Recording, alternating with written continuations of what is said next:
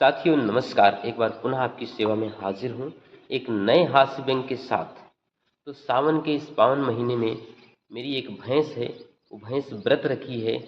उसको क्या दुख है, क्या तकलीफ है, क्या समस्या है, क्या परेशानी है, आइए हास्य व्यंग के माध्यम से समझते हैं, जानते हैं।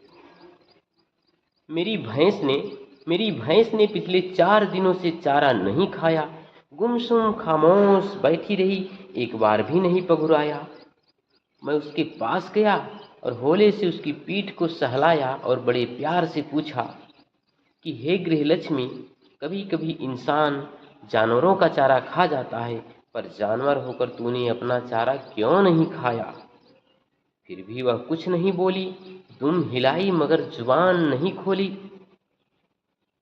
मैं सोचा मैं सोचा कोई भूत प्रेत का साया होगा जिसने मेरी भैंस को सताया होगा। मैंने नींबू और मिर्ची की माला भैंस के गले में लटकाई और उसके चरणों के पास बैठकर कछुआ छाप अगरबत्ती जलाई। भैंस ने हमें जुड़वा जमाई और अपनी दोनों सींगों से ऊपर उठाई और बोली कि हे मतलबी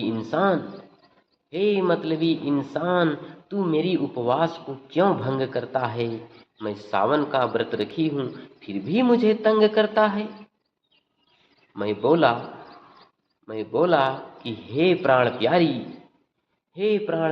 मैं तुम्हारे व्रत से अनजान था, मेरी जान बख्श दो, मैं इंसान नादान था।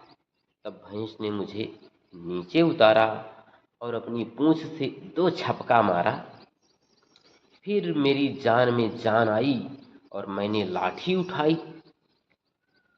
लाठी देखकर भैंस बोली, तुम इंसानों में जरा भी सहनशीलता नहीं है, बड़े जज्बाती हो, दूसरों की भावनाओं से खेलते हो, बड़े उन्मादी हो।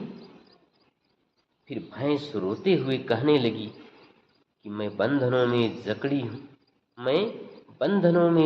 हूँ, घड़ी घड़ी दुख सहती हूँ, पराधीन बनी रहती हूँ, कभी नहीं कुछ कहती हूँ।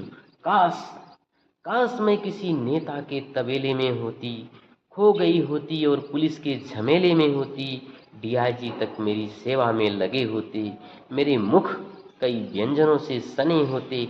धिक्कार है तुम जैसे मालिकों पर जो व्रत में भी चारा खिलाते हो, खुद की बीवी व्रत रखे तो काजू किशमिश चखाते हो। फिर भैंस बोली, काश मेरे पति होते तो मुझे दुल्हन की तरह साज देते, मुझे तीर्थ यात्रा कराते और फलों से लाद देते, मगर अफसोस ऐसा मुमकिन नहीं है।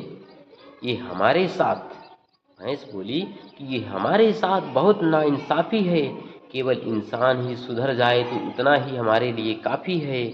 फिर भैंस गुस्से में बोली कि तुम इंसानों ने मेरे बच्चे को कुपोषित कर ख़त्म कर दिया है। दूध दही तो खाए ही खाए, साथ ही साथ गोबर मूत्र तक हजम कर दिया है।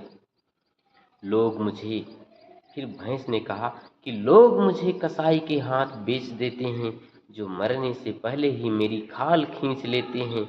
मेरी जिंदगी बद से बदतर है, इंसानों से डरती हूँ, दोबारा पशु ना बनना पड़े, इसीलिए व्रत रखती हूँ। भैंस ने मेरी आत्मा को झकझोर दिया और मैंने उसे अपनी हरे हरे खेत में छोड़ दिया। तो दोस्तों, कैसा लगा? भैंस की क्या पीड़ा है, क्या संवेदना है, आप लोग ज़रूर समझे होंगे। तो हमें जीवों के प्रति दया रखनी चाहिए, सारे जीव एक समान हैं। तो कैसा लगा मित्रों? जैसा भी लगा हो ज़रूर बताना। सुनने के लिए बहुत बहुत धन्यवाद।